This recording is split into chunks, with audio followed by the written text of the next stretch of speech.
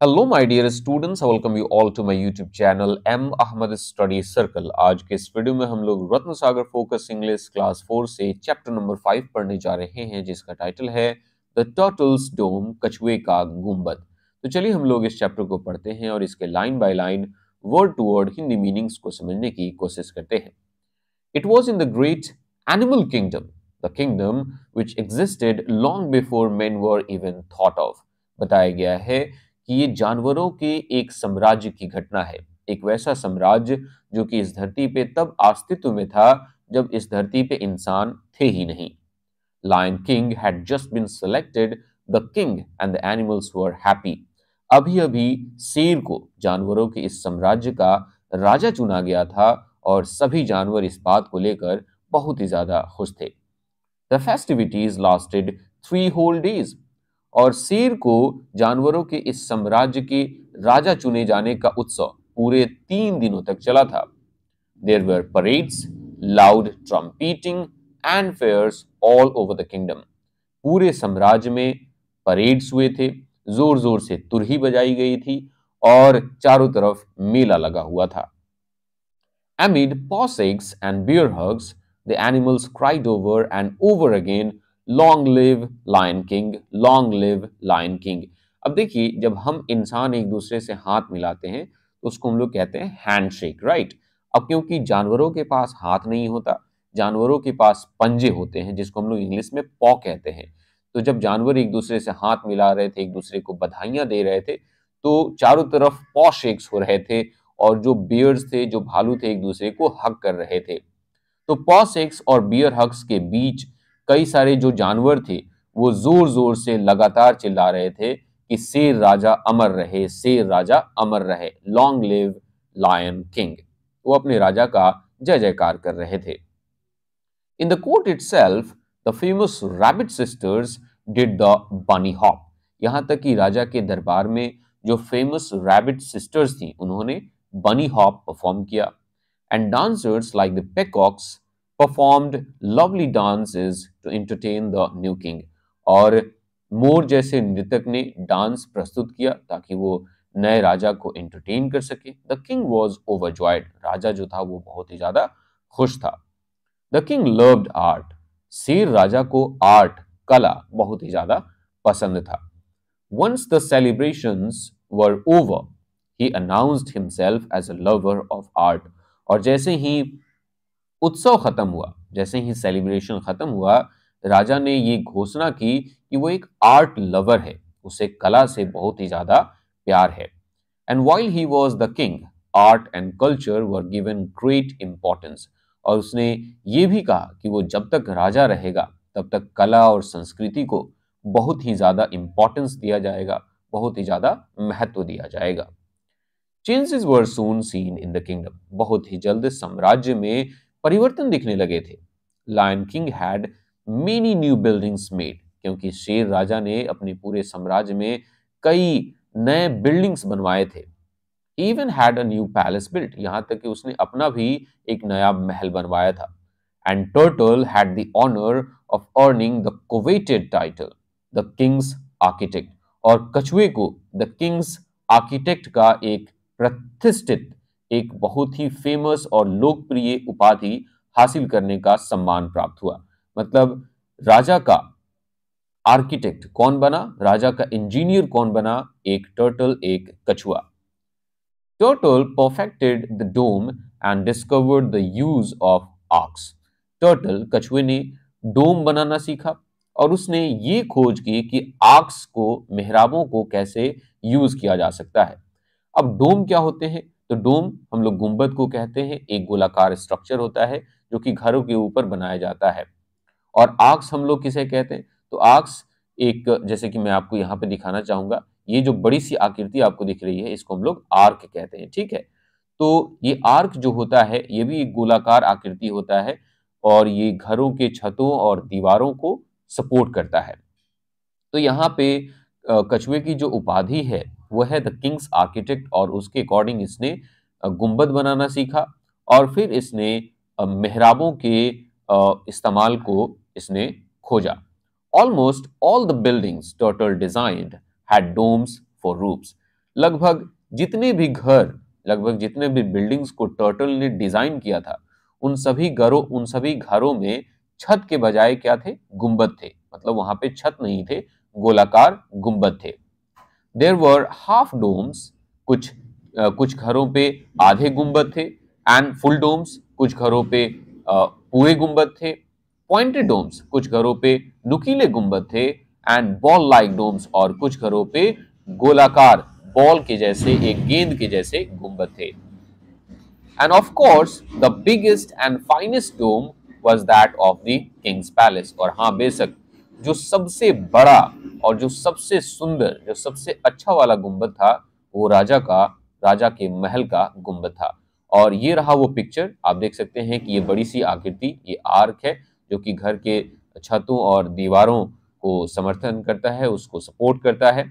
और आप देख सकते हैं यहाँ पे जो घर हैं, इन घरों पे कहीं पे भी आपको छत नजर नहीं आ रहा होगा। सभी घरों के ऊपर गुंबद बनाए गए हैं अलग अलग प्रकार के। कहीं पे हाफ डोम है, कहीं पे फुल डोम है, कहीं पे पॉइंटेड डोम है। और आपको यहाँ पे दिख रहा होगा दो बड़े बड़े जानवर हैं। आई थिंक ये ओरंगुटेन्स हैं या एप इनको हम लोग बोलते हैं। ये गुंबद को कैरी कर रहे हैं, तो ये वर्कर है। और ये रहा हमारा किंग लायन, और ये रहा द किंग्स आर्किटेक्ट टर्टल, कछुआ। ठीक है, चलिए आगे देखते हैं। All the animals admired the new buildings, especially their domes. जितने भी जानवर थे, सभी जानवर बिल्डिंग्स की प्रशंसा करते थे, खास करके उनमें जो डोम्स बने हुए थे।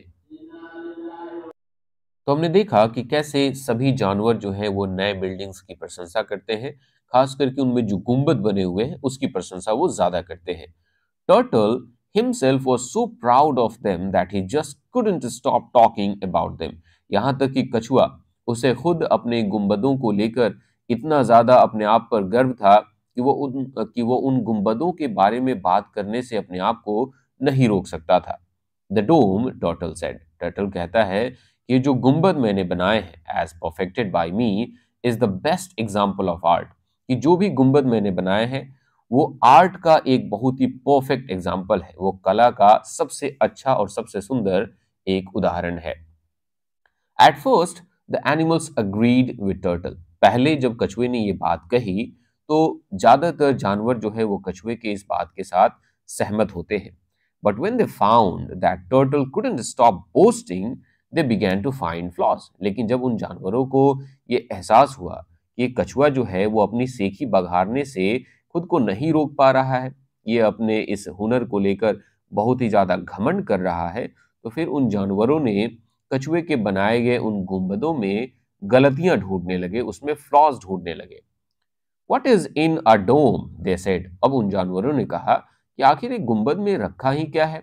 After all even the old caves were dome like structures. आखिरकार जो पुराने जो गुफाएं हैं वो भी तो एक डोम जैसे ही आकृति है, वो भी एक गुंबद जैसी ही तो आकृति है।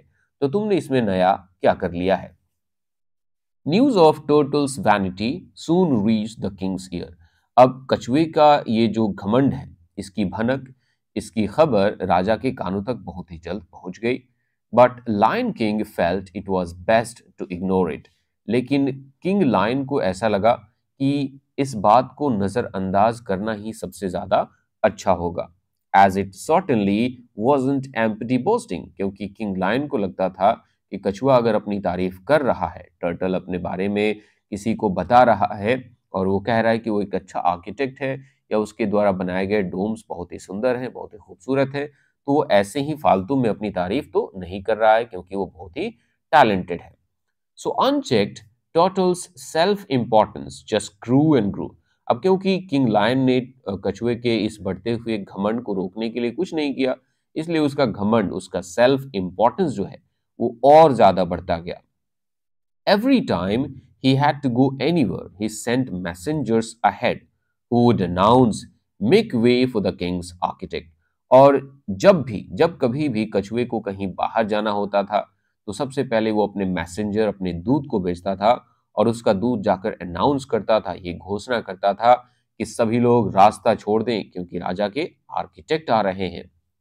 It was as if Turtle expected to be surrounded by cheering crowds wherever he went. क्योंकि शायद उस कछुए को ऐसा लगता था कि वो जहां कहीं पे भी जाएगा उसे देखने के लिए, उसकी तारीफ करने के लिए लोगों की एक भीड़ लग जाएगी और लोग उसे चिल्ला करके उसका नाम लेकर उसे चीयर करेंगे। कछुए को ये गलतफहमी थी, उसको ऐसा लगता था।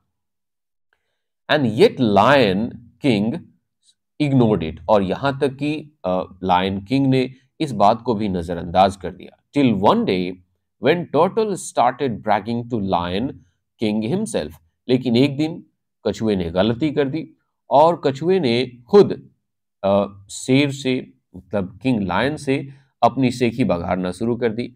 ठीक है, कछुआ बाकी जानवरों से अपनी सेखी बघाड़ता था, वो चल जाता था, लेकिन इस बार कछुए ने गलती कर दी। वो किंग लायन से ही अपने बारे में अपनी प्रशंसा, अपनी शेखी बघाड़ने लगा। वो कहता है, sir this period will be remembered for ever. वो कहता है कि सर, आई मीन कछुआ जो है वो किंग लायन से कहता है कि सर, ये जो पीरियड है, ये आपका जो शासन काल है, वो हमेशा के लिए याद किया जाएगा। If not for anything else, at least for my architecture, especially my domes. भले ही आपके इस शासन काल को किसी दूसरी चीजों के लिए याद न किया जाए, लेकिन कम से कम मेरे आर्किटेक्चर और खास करके मेरे ये जो गुंबद है, मेरे ये जो डोम्स है, इनके लिए आपके इस शासन काल को, आपके इस दौर को याद किया जाएगा। King lion was furious. इस बात को सुनकर राजा शेर जो है वो बहुत ही ज्यादा गुस्सा हो जाता है। This was more than he could take, क्योंकि इससे ज्यादा घमंड को राजा बर्दाश्त नहीं कर सकता था। अब कछुए का जो घमंड था वो राजा के बर्दाश्त से बाहर हो गया था। I have tolerated enough of your boasting, he said. इसलिए किंग लायन उस कछुए से कहता है कि देखो, मैंने तुम्हारे घमंड को बहुत ही ज्यादा बर्दाश्त कर लिया है, अब ये बर्दाश्त से फाजिल हो गया है, बर्दाश्त से ज्यादा हो गया है। You are so proud of your domes. अच्छा, तो तुम्हें अपने गुंबदों पे बहुत ही ज्यादा घमंड है। From now on you can carry your famous dome on your back. और आज से तुम क्या करोगे? तुम अपने इन फेमस डोम को, अपने इन लोकप्रिय गुंबदों को अपने पीठ पर लाद कर चलोगे। Let's see how far you can go with it. चलो देखते हैं कि जब तुम इन गुंबदों को अपने पीठ पर उठाकर चलते हो तो तुम कितना दूर चले जाते हो। And to this day, turtles plod along carrying their dome-like homes on their backs। और वो एक दिन था, और उस दिन से आज तक कछुए जो हैं वो एक डोम लाइक स्ट्रक्चर, एक गुंबद जैसे स्ट्रक्चर, एक गुंबद जैसे घर को अपने पीठ पर लादकर और धीरे धीरे चलते हैं। जैसे कि हमने देखा है कि कछुए का ऊपर वाला जो स्ट्रक्चर होता है वो काफी हार्ड होता है और वो हल्का सा गोलाकार होता है, और उसी को बताया गया है कि जब उसे उसके ऊपर रख दिया गया हमेशा के लिए, तो कछुए की जो चाल है वो बहुत ही ज्यादा स्लो हो गई। और यहाँ पे ये जो चैप्टर है वो फिनिश हो जाता है। इस चैप्टर को लिखा गया है विश्वजीता दास के द्वारा। तो अब हम लोग जानेंगे कि इस चैप्टर का मोरल क्या है। What is the moral of this story? तो मोरल ऑफ द स्टोरी ये है कि having a talent is a very good thing, but boasting on it not a good thing. कि अगर आपके पास एक टैलेंट है, अगर आपके पास कोई हुनर है, तो वो हुनर आपके लिए बहुत ही अच्छा हो सकता है। कब तक? जब तक आप उस हुनर पे, उस टैलेंट पे घमंड ना करें। तो हमें किसी भी टैलेंट को लेकर, किसी भी चीज को लेकर कभी भी घमंड नहीं करनी चाहिए। ये रहे वो सारे के सारे वर्ड मीनिंग्स जो कि इस चैप्टर में यूज किए गए हैं। यहाँ पे कोवेटेड का मतलब होगा मच डिजायर्ड, प्रतिष्ठित। आर्किटेक्ट किसे कहते हैं? One who draws plans for buildings, कोई भी इंसान जो कि बिल्डिंग्स के नक्शे बनाता है, उसके प्लान्स बनाता है। डोम और राउंड रूफ, जैसा कि आपके स्क्रीन के राइट साइड में दिख रहा है, एक गोलाकार, जैसे कि खासकर मस्जिद में और गुरुद्वारे में आपको ये स्ट्रक्चर देखने को मिल जाएगा। लाल किला में आपको ये स्ट्रक्चर देखने को मिल जाएगा। आर्क्स किसे कहते हैं? वो कर्व्ड स्ट्रक्चर्स होते हैं जो कि घरों के दीवारों और छतों को सपोर्ट करते हैं। वो भी आप गुंबद के नीचे उसके स्ट्रक्चर को देख पा रहे हैं। बोस्टिंग का मतलब होता है speaking proudly about what one has done. अगर आपने कुछ किया है और उसकी डींग हाँक रहे हैं, उसके बारे में खुद से प्रशंसा कर रहे हैं, उसको बोस्टिंग कहते हैं। वैनिटी हम लोग बहुत ही ज्यादा घमंड को कहते हैं। सेल्फ इंपॉर्टेंस वही वाली बात है, the belief that one is more important than others. जब आप ये मान लेते हो कि आप ही सबसे बड़े हैं और आपसे सभी लोग छोटे हैं और आपके जैसा कोई भी नहीं है। Architecture, the art of drawing plans for buildings. Tolerated enough कहने का मतलब होता है अलाउड इनफ, किसी चीज को मतलब उतनी मात्रा में अलाउ करना जितना कि जरूरी हो। प्लॉट अलोंग कहने का मतलब होता है वॉक स्लोली। तो इस चैप्टर का एक्सप्लेनेशन आपको कैसा लगा आप लोग मुझे नीचे कमेंट सेक्शन में जरूर बताइएगा। वीडियो अच्छा लगा होगा तो वीडियो को लाइक कीजिएगा और अगर चैनल पे नए होंगे तो चैनल को सब्सक्राइब कीजिएगा। मिलते हैं एक नए चैप्टर के साथ, तब तक के लिए टेक केयर, बाय बाय।